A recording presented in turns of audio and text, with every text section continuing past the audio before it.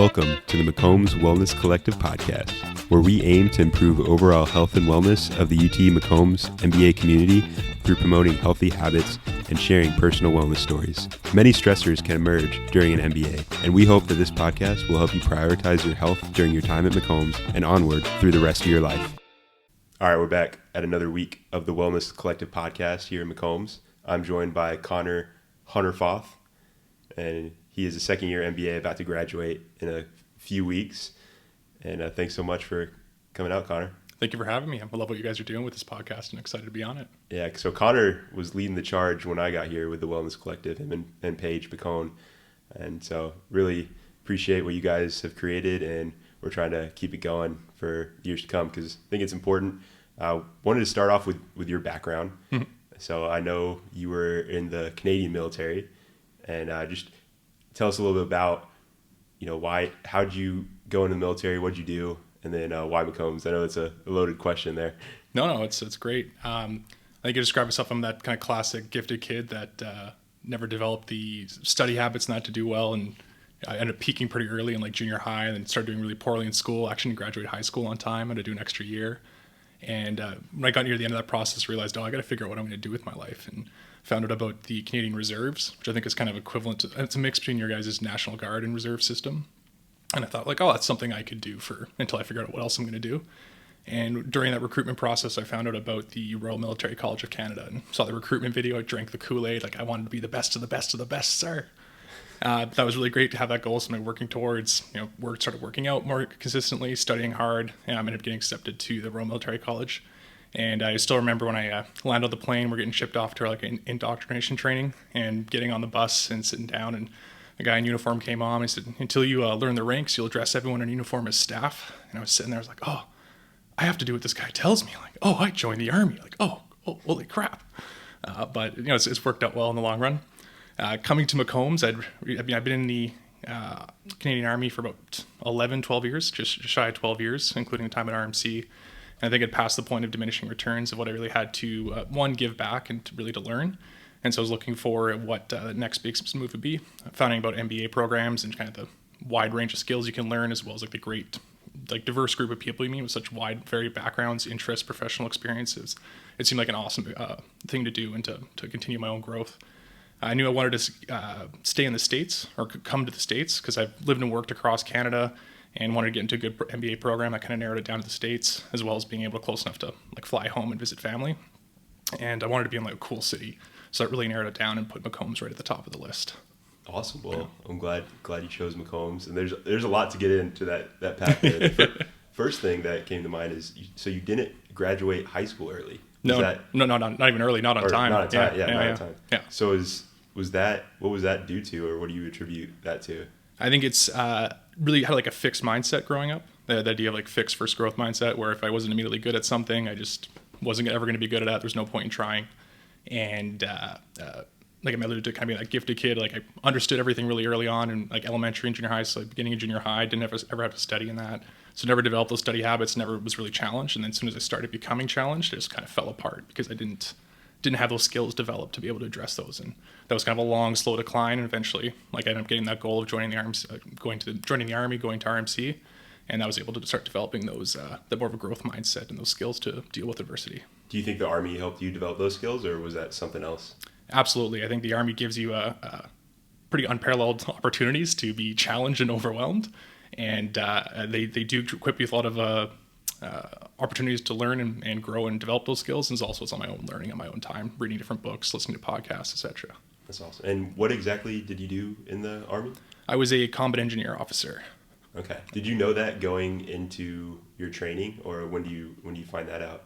Yeah, we're a bit different than you guys, where I think it's you get accepted to whatever college, and then once you, based on your grades, performance, and that, you get your trade. For us, you get assigned a trade as you when you join up, and then assuming you're able to pass your training and everything like that, you're stuck with that trade. Or I shouldn't say stuck, but you get to work in that trade. Very cool, very cool. So I'm thinking of the Royal Canadian Military College. Mm-hmm. So is that the equivalent to West Point in the States? Yeah. What kind of experiences did you have there that were kind of shaped your future, whether it be wellness or lessons you learned, good memories from college? Yeah. So yeah, the Royal Military College of Canada. It's not just Army. Like, you guys have separate colleges for each, like Army, Navy, Air Force. Ours is all combined into one. Okay. Just because of the size thing. And I did engineering there. I played varsity rugby, and so you have to learn if you're not proficient in a second language in Canada, either French or English, you also have to take schooling for that. So my day to day was pretty full. I think it was getting up at 5-6 a.m. and then doing homework until like 2 a.m. pretty much 5 days a week. So it was really it really pushes you to, you need to be efficient with your time. You need to be prioritizing what you're working on.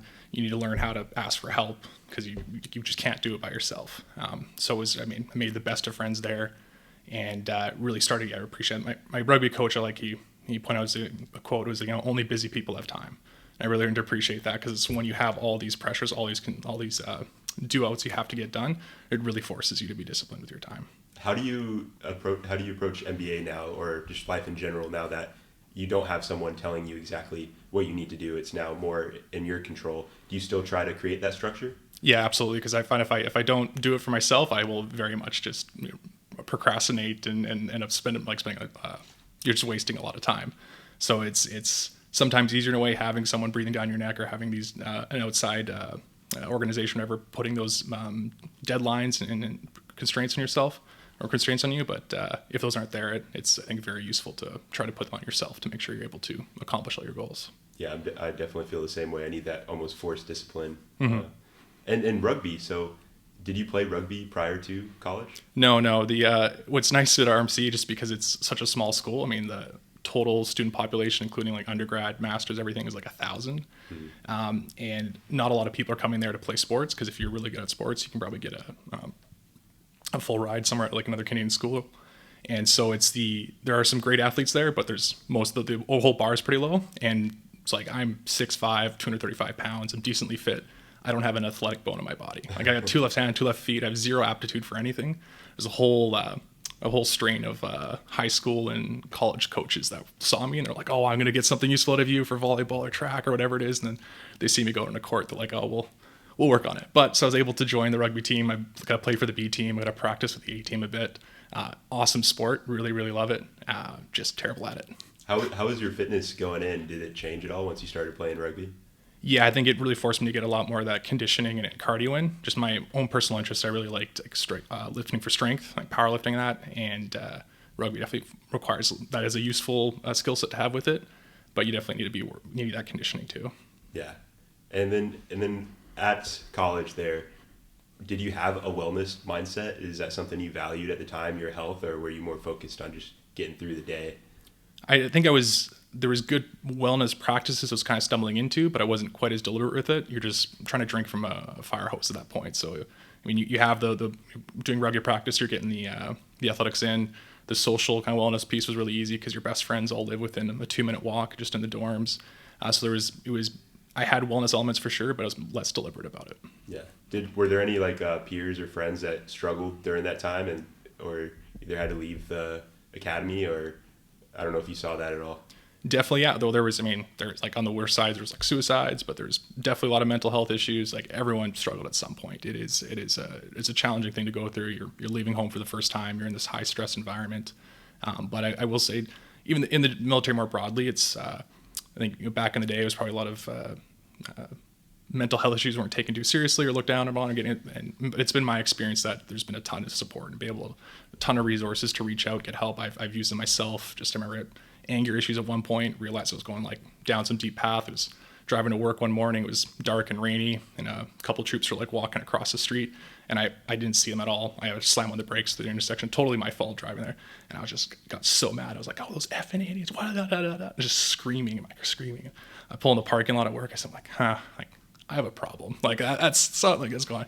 And it was just, it was a few things going on in my life, nothing crazy, but it was just all building up. And there's a phone number I could call, and I got set up with a counselor. I was like, "All right, do you want to do this in person? Would you rather just be on phone calls?" I was like, "Well, I'm starting a course and things busy. All right, we'll adapt to your schedule." And I was able to get the help I needed in that. So it was, That's awesome. It was really good. Yeah. I think the most difficult thing there is identifying actually that there is a problem, there is something that you can work on, and then after that, actually taking the step to reach out. Mm-hmm. Because once people know that you want to work on something, they're there to help you. So hopefully here at McCombs, I know we have the same resources, and people, if they see a similar challenge, they'll take that step and start talking to people and see how they can improve. But so you're there in college, you're playing rugby, and then eventually you're graduating and you're going in the military. Where do you end up going? So in Eastern Canada, there's a base called Gagetown, and it's like Rome for the Canadian Army, and that if you're in the Army, all roads lead there. Everyone does their training there. Just a wonderful little town, big, swampy. It's a lot of fond memories there. People have gone through it. And I was starting my officer training. Or my trade specific training there, and that was I loved it. I had a great time. I loved the coursework. I loved the challenge of it. It was exactly what I wanted to be doing. I mean, still a lot of stressors not there, but I was happy being there, and I wanted to be there. So it was a good experience. Was it more mentally challenging, or was it like physical aspects to it? Both. So we get a lot of, I think, really good training. I remember it was our final field exercise for our it's called our phase 3, and it's as an officer training in the engineers, and you go out, it's like dismounted, you're sleeping under a tarp, and you're just doing missions day after day after day. And part of us being students and new at it, there was certain missions that should take 8 hours to do, build this fence, but because we're new at it, we're dumb. It's taken us 12 hours, and it's like eats into our rest time, and it just gets, your body just gets so beaten down because you're carrying 80 pounds everywhere you go, and you're not sleeping enough, and you're just eating this packaged meals, and so there's both that mental component, and then you get worn down, or that physical component, and then you're getting worn down mentally as well. Yeah, can you talk more about like what exactly a combat engineer does? Because I know in the Navy we have what we call like CBs, and they're super famous. They have the can do is their slogan, and it's awesome, and they're totally badass. Like going into the firefight and building the infrastructure is needed. They're getting shot at, and they're still like building bases type of stuff. Is that similar to what you did? Yeah. So the elevator pitch for the combat engineers is that we ensure friendly forces can live, move, and fight in the battlefield while denying the same to the enemy, and then have a secondary role to fight as infantry. So I think our hands are full, big enough for the first job. Like fighting as infantry is really hard work too. But so we're also, I think, distinguished as Canadian combat engineers from the equivalent in the U.S. is I think in the U.S., especially in the Army, your engineers will be more specified, or like you just build bridges, or you're just EOD, or just whatever. With us, just out of necessity of size, like you're a jack of all trades. So you're doing a little bit of everything, as building a bridge, blowing something up, digging those trenches, building up that infrastructure, whatever it might be. How did you structure your day to make sure that you're staying physically fit in addition to, making sure you're studying and you're up with your trade? I would, when you're on course, it's kind of forced to you. I mean, you only have so much time in the day on that. I'd say afterwards, when you're graduated, you're at the unit, you're a new officer, or even further in the career. I think it's really being really deliberate with your time and identifying what the priorities are. So for example, just recently when I knew I wanted to get out and was studying for the GMAT, I knew I wanted to prioritize doing well in that. So the first thing I'd do in the morning, I'd wake up and I'd spend an hour just during weekdays studying that. And I'd get that high priority thing done out of the day. So no matter what else happened, then I could go to sleep knowing, hey, I've gotten the key thing done. And it's based on my work schedule and the job role I was in, I was actually able to take lunches to work out. So I'd, shift schedule around that. And, maybe I have 30 minutes once you count for like showering and changing other end to fit in that lunch time workout.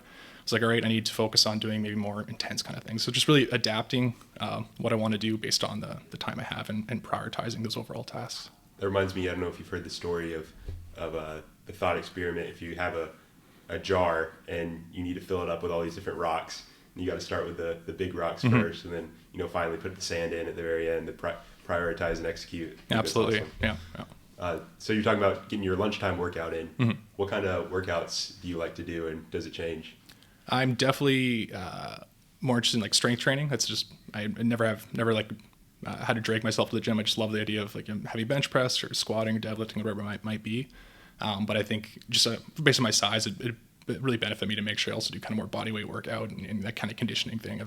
So I try to balance it out and do a range of things. Maybe during the week, like 2 or 3 times of lifting and 2 or 3 times of like running, whether that's a longer distance or more like intense kind of HIIT exercise.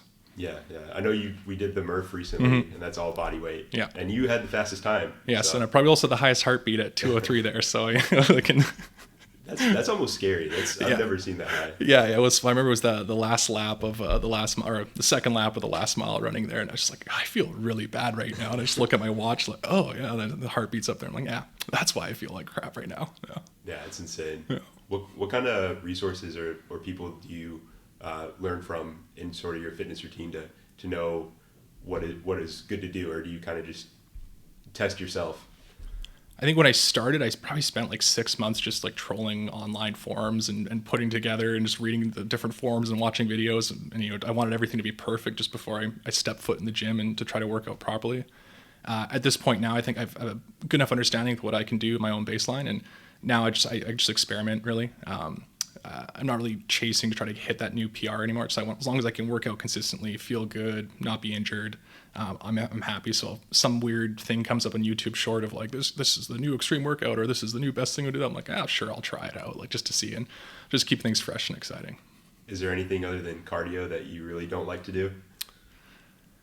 I like the cold plunges that are a bit of a meme, but I love at least in Texas here that the pools aren't heated in like any apartment buildings. So during the winter, it gets cold enough that first thing in the morning, it's like been cold overnight. The pool gets kind of cold. So I jump in there and do that, try to get a minute and a half in the water. And now that the temperature's warming up, I'm switching from doing the cold plunges to trying to do like a hypoxia, like swims with breath hold swims and going back and forth underwater in the pool. So just trying to start my day off doing something that it's like, I really don't want to do that, but it feels so good. Like you do it, you get over that urge of like, I don't want to do this. And it feels like it just starts your day off with a really good footing. Yeah. Just a disclaimer there. If anyone's trying to do the breath holds underwater, always have a buddy there. Yeah. Don't take my advice or anything. Yeah.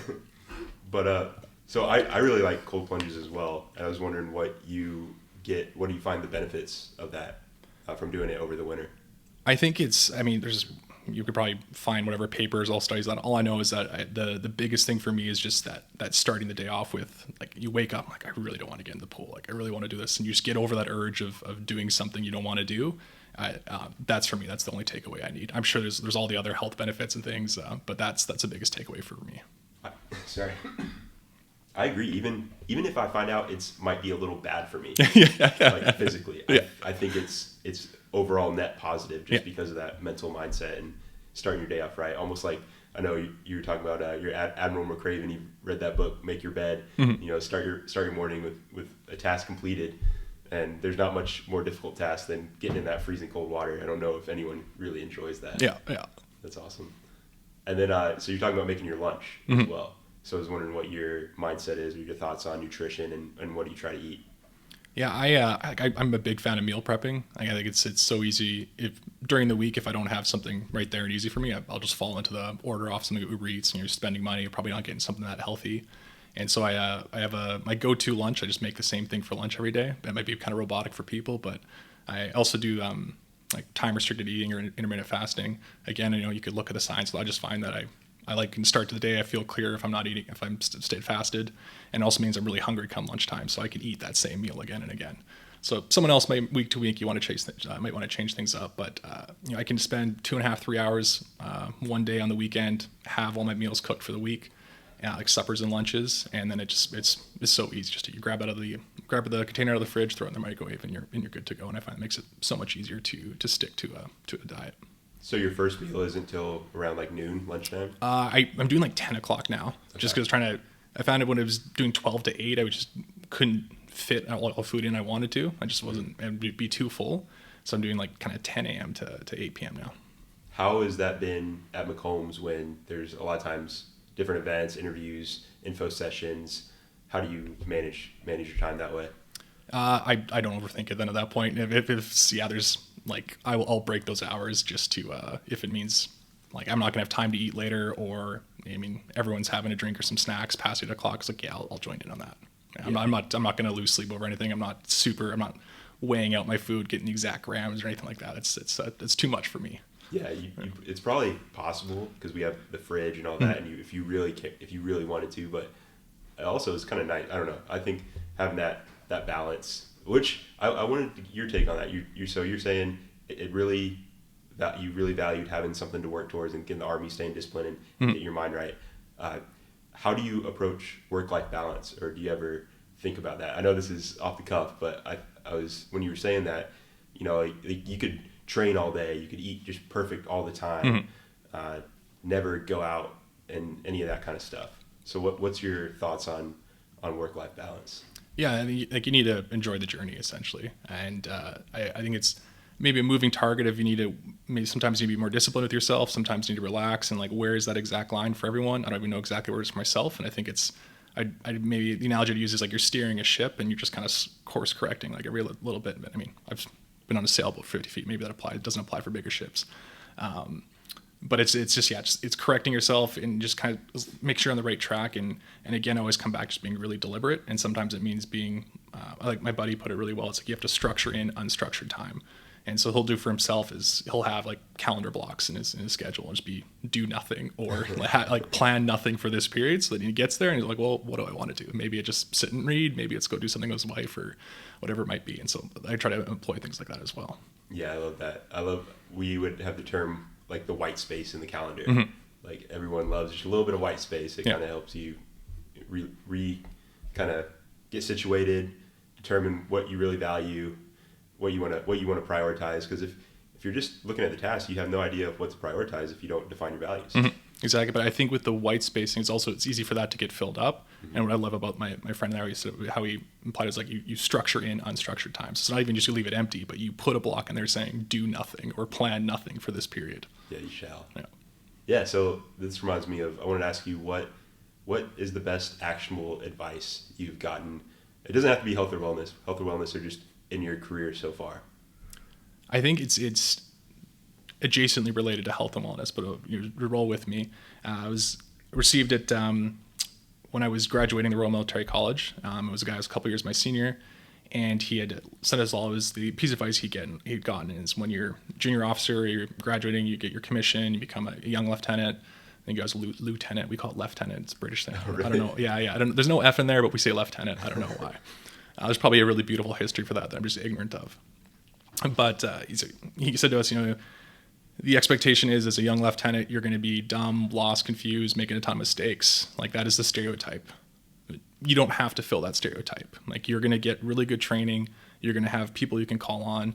You're a smart person for having gotten this far. Like you can apply these things to figure out problems and that. And you don't have to fall into that stereotype. And so I think that like it's applicable now. Like, hey, we're graduating in MBAs. You're the new MBA intern in the summer, or you're the new MBA grad going whatever full-time job. Expectations might be kind of low. You're just some dumb grad just new to the world. Like you don't have to fall into those stereotypes. Like you have the skill sets, you have the resources. Like you can overcome these things. And yeah, you'll make some mistakes, but you don't have to fall in the stereotype. I like the very optimistic and positive can-do mindset. I know. So like, how have you felt transitioning into McCombs? You're finishing up your 2 years. So like for the people that have a year to go or maybe new admits, what kind of lessons learned do you have from your time here? I mean, people always say it, but it goes by a lot faster than you think. And so you really want to be kind of deliberate with that time. Just if there's a course you want to take, there's a group you want to join, and there's something you want to do in the city, don't leave it off like I should really do that. Like that'd be cool to do. Like you need to set down and schedule in that time or be deliberate with that. While also, we're talking about balancing, like staying on that course, riding that ship of balancing, giving yourself time to relax and recover, but also, go and pursue and push yourself to achieve those like extra little things you want to do. Yeah. Any of your favorite gyms here at UT, or do you work out somewhere else? I started at the Greg here, but it just got way too busy. I remember first walking in, they had like a row of like 18 power cages. Like, this is awesome. And then showing up at 6:01 a.m. after the gym opens at 6, and there's already a lineup for all of them. So either we work out in like the basement of McCombs, or there's like Lift ATX as well, which is kind of cool. But that's like, there are a lot of really fit people there. It's a good motivation there. Awesome. Have you tried the rec center at all? Yes. Yeah. That's where I was going there for a bit as well too. But it wasn't quite as busy. But I like Lift because just, you might be feeling sorry for yourself in the middle of a set or on a break between a set, and you look over and some guy's like deadlifting 6 plates. You're like, all right, like I can do this. Like he's lifting, I can lift. And it's crazy in Austin. There's a bunch of those fitness places all around. So yeah. Whatever you're into, you probably can find it. Oh yeah, there's definitely whatever your niche is, you can definitely find it in Austin. Yeah. Well, I really appreciate you coming on the podcast, Connor. Do you have any like final? And the other thing, last thing, I wanted to talk about why did you decide to take a leadership role in the Wellness Collective when you came to McCombs? I think my last few years in the Army, I noticed that there was all these like actionable skill sets. I think like wellness isn't some woo-woo abstract concept. I think it's, they're a series of habits that you can employ in your own life, and none of it's rocket surgery, but it's just knowing what these like skill sets are, what these habits are. And it was especially during COVID. I was actually working at Gagetown, the all roads lead there. I was in the engineer school and sort of running a lot of courses, and initially everything had been shut down for COVID and things starting to reopen up. We're bringing students back in, and they had to quarantine still at the point. So they're essentially being put up in students are being put up in a hotel room for 2 weeks. And it sucks because the food's really crappy, but at the end of the day, you're getting paid to sit in a hotel room. Like, it's not that bad. Yeah. But there was huge rates of people where a lot of like, oh, I'm depressed, I can't do this, And it's like, all right, like, you're joining the Army, like you're being trained to be a soldier, you're a combat engineer, like that's really, really hard work. And I think you want to be respectful of people's different challenges in that, but you also don't want to like baby them or coddle them. And so it was really like, wow, like these troops coming in and they're struggling, like you've had 6 months off of being paid at home with zero responsibility, nothing to do. Now you have to come back because this is your job. And so I actually put together this like mental health training package thing. It was very simple. Like, here's some mindset things to have. Here's how you should frame things. Here's like goal setting, go into that and start training it out, delivering it. And I was at the end of giving out these different sessions, I would do like a survey and ask the students to fill out like, have you heard about this stuff before? And huge rates, them like 70-80% said they'd never heard about it before, or if they had received that training, they've forgotten about it. So it's just not that effective. And so that kind of put me down the path of like, oh, I want to share these skills because they're really useful. They've been impactful in my life, but so people just maybe haven't heard of them before. And so that kind of started sharing some of that with, I remember I gave a presentation at the Graduate Consulting Club when we were going through recruiting in first year. It's very stressful. And that kind of started leading into coming in with the Wellness Collective. It was like, hey, I want to share the skills I have, and also want to grab other people and have them like enable them to be sharing the other things they have to really enable like the students in McCombs to apply these good habits and improve their own wellness. Yeah, super valuable. And I think we hit on a few of those skills, talking about structuring your time, the discipline aspect to it, health or nutrition and fitness. Could you kind of reemphasize what you think are the biggest skills for you that contribute to your overall wellness? Yeah, and I have a little tracker for myself, like grid calendar thing I print off on a piece of paper, and I have it attached to my journal. And there's 6 things I try to do every day: is get 8 hours of sleep, meditate, exercise, journal, read something for like fun, and study or learn something, whether it's academically or just a skill in myself.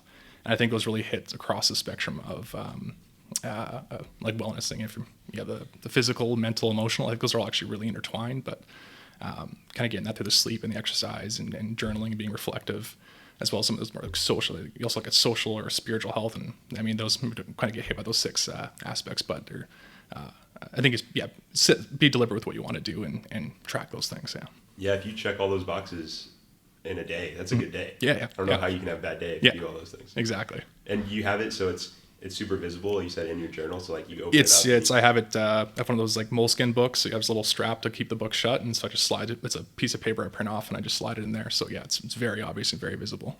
That's great. Yeah. I think that's a great way to end it, unless you have any final thoughts for this podcast. No, let's let it on that. It's not like I have deep thoughts to share, very insightful things. I think that's a good note to end on. Yeah, it's really actionable, good advice, and thanks for sharing your story in the Canadian military. It's pretty awesome. I always respect the combat engineers. It's one of the coolest. What do you call it? MOS? Is it MOS? It's our equivalent. Yeah. And thanks for coming on the pod. Thank you for listening to the McCombs Wellness Collective podcast, where we record weekly episodes during the semester to promote healthy habits and learn about personal wellness journeys. Stay well, my friends, and hook 'em horns.